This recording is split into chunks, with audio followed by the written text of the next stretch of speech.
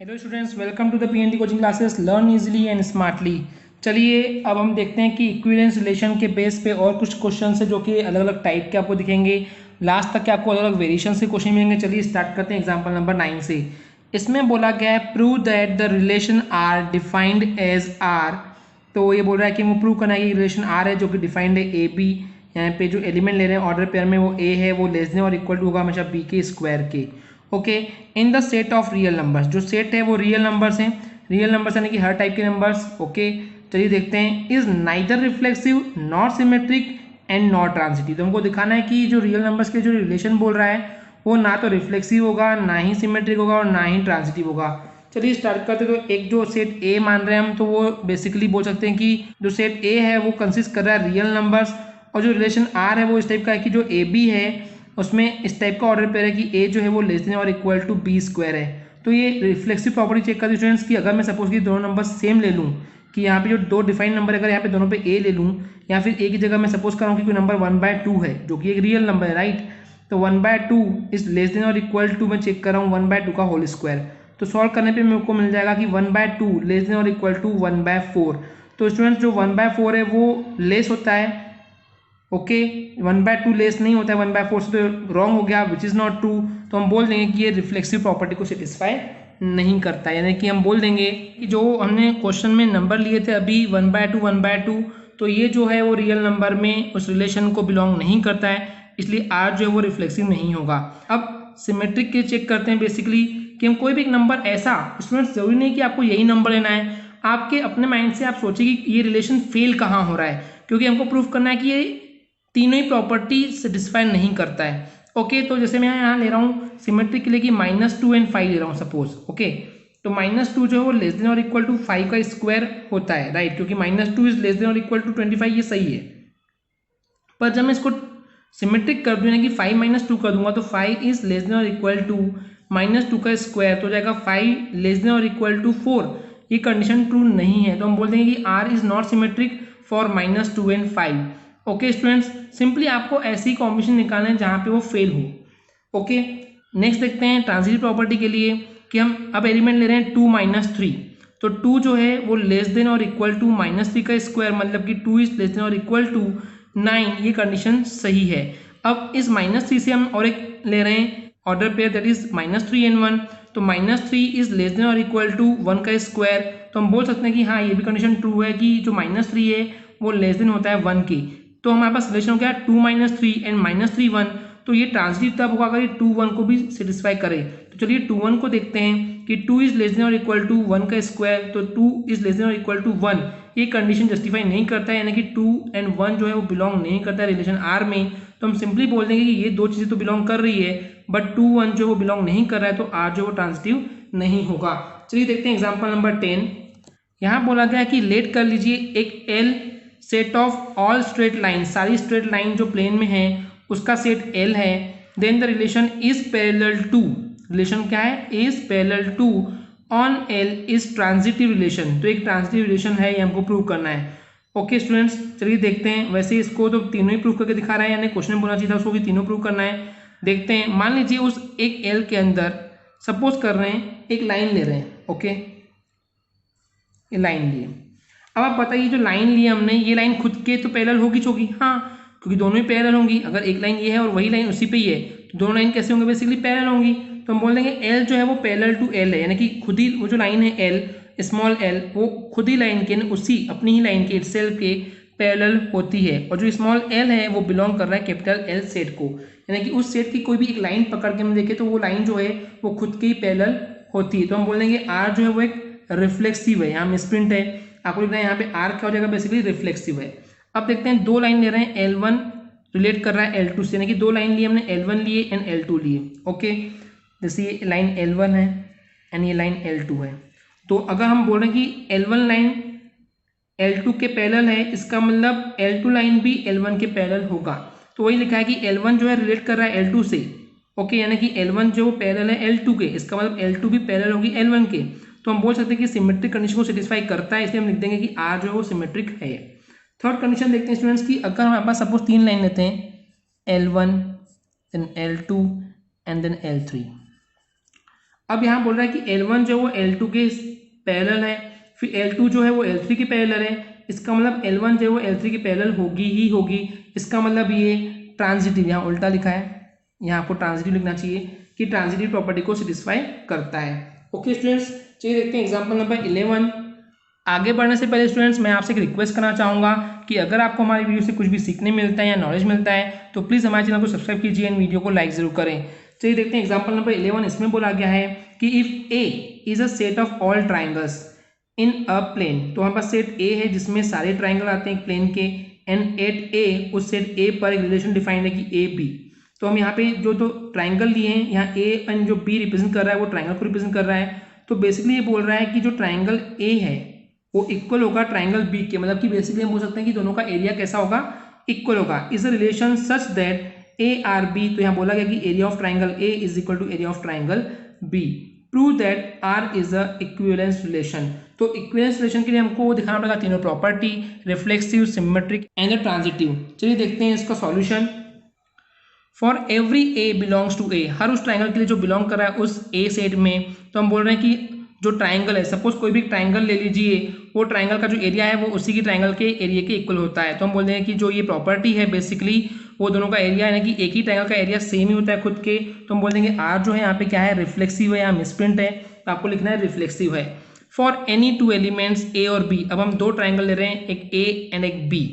Okay, तो अगर हम बोल रहे हैं सपोज कीजिए कि ए का एरिया बी ट्राइंगल के एरिया के इक्वल है, तो इसका मतलब बी ट्राइंगल का एरिया ए ट्राइंगल के एरिया के इक्वल हो जाएगा। तो सिंपली ये सिमेट्रिक प्रॉपर्टी को भी सेटिस्फाई करता है।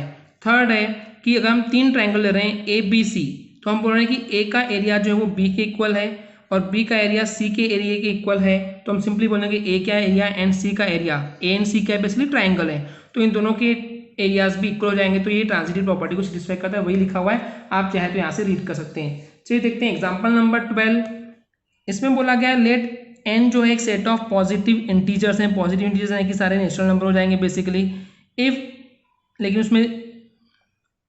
इसमें बोला गया let N is the set of positive integers, तो एन जो है वो सारे पॉजिटिव इंटीजर्स कंसिस्ट करता है, एक सेट है।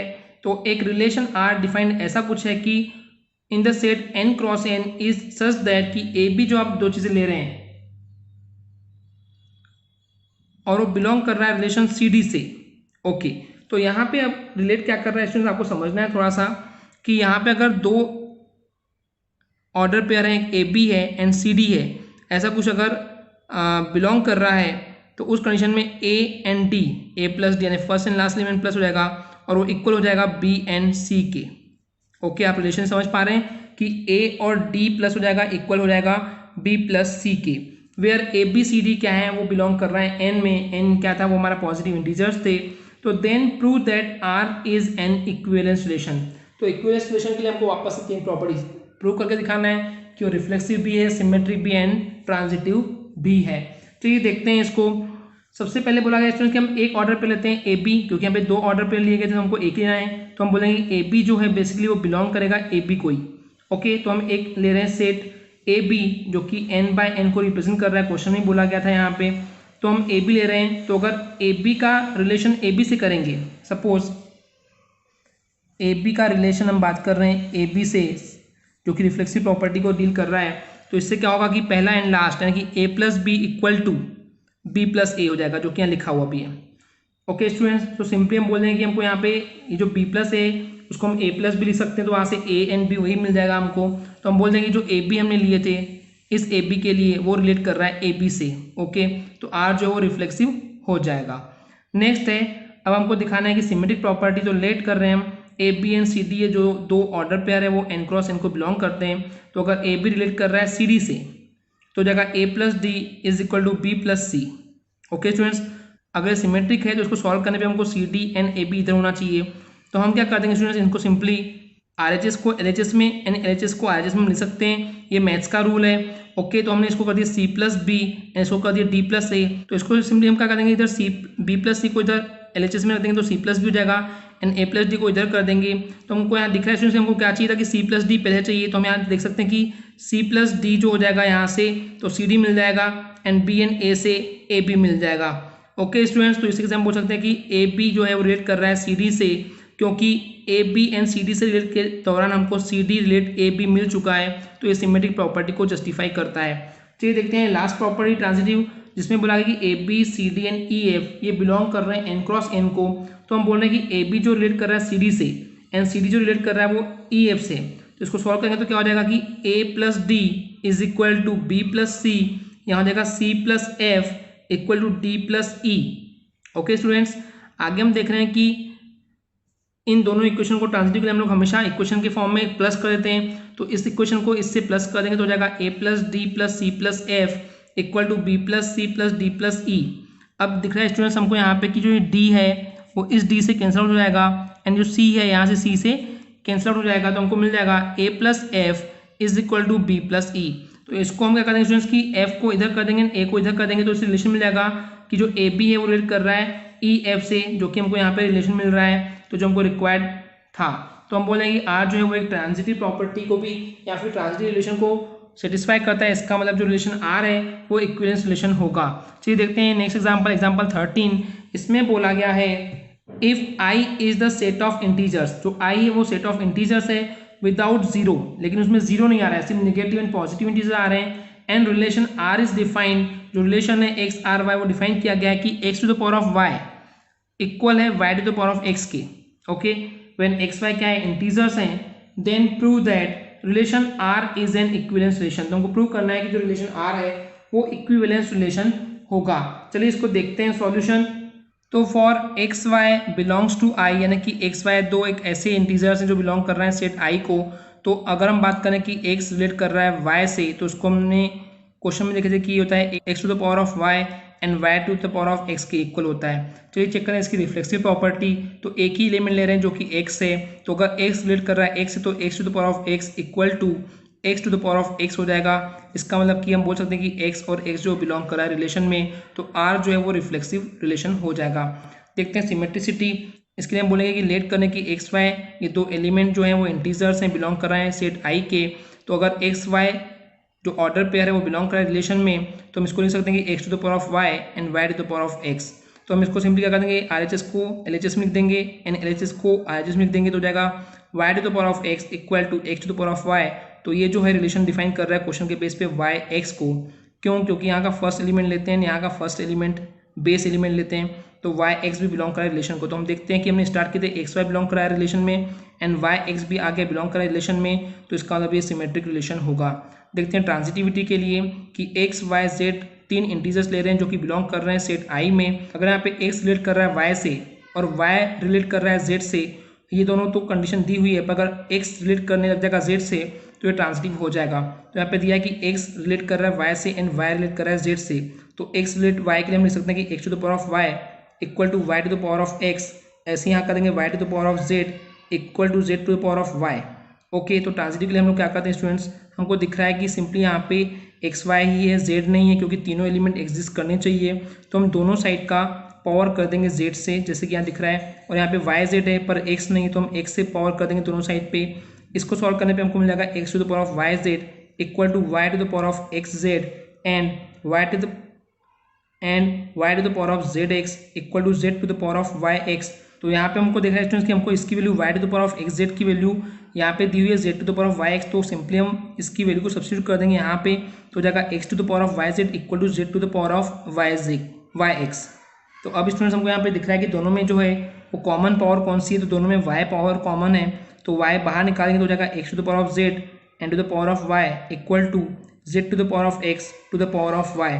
तो वाई से वाई कैंसिल हो जाएगा, तो हमको मिल जाएगा x to the power of z equal to z to the power of x, जिससे रिलेशन में जाएगा एक्स रिलेट कर रहा है जेड से, तो हम बोल देंगे कि आर जो वो ट्रांजिटिव प्रॉपर्टी को फॉलो कर रहा है, इसका मतलब आर जो है वो इक्विवेलेंस रिलेशन है। देखते हैं नेक्स्ट एग्जांपल, एग्जांपल नंबर 14। इसमें बोला गया है show that the relation R in the set of integers I.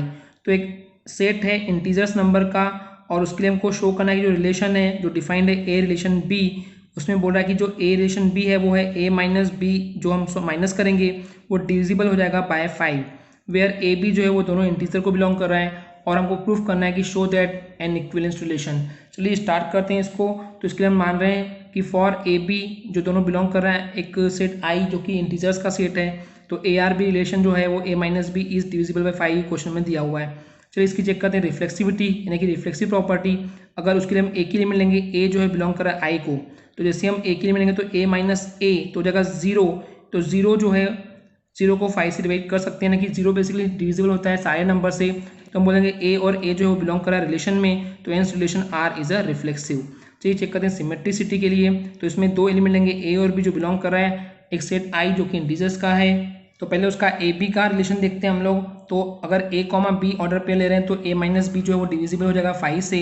Okay students, तो अगर ये 5 से डिविजिबल है मतलब कि वो 5 का मल्टीपल है, जो कि बेसिक कंसेप्ट है, ये आपने क्लास 10th और 11th में पढ़ के आए हैं। अगर कोई नंबर किसी नंबर से डिवाइड होता है तो उसका मल्टीपल भी होता है, तो हम बोलेंगे ए माइनस बी जो है वो 5 का मल्टीपल है, तो एम हम एक वैल्यू लेट कर रहे हैं, एम यहाँ पे कोई भी एक इंटीजर हो सकता है। आगे स्टूडेंट्स इनमें से जो कॉमन निकाल रहे हैं वो माइनस अगर कॉमन निकाल ले तो हो जाएगा ये बी माइनस ए, और माइनस को तो ट्रांसपोज कर देंगे तो ये माइनस 5m हो जाएगा।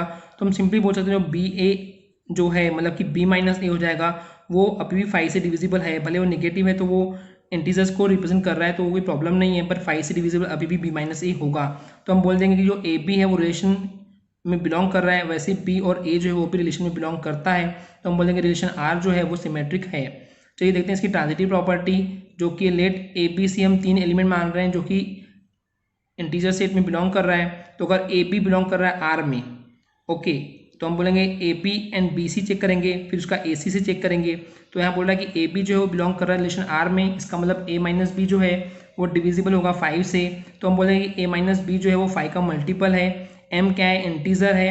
अब हम बात करें बी सी की, तो बी सी बिलोंग कर रहा है रिलेशन आर में, तो इसका मतलब बी माइनस सी जो है वो डिविजिबल हो जाएगा 5 से, तो बी माइनस सी जो है वो 5 का मल्टीपल है।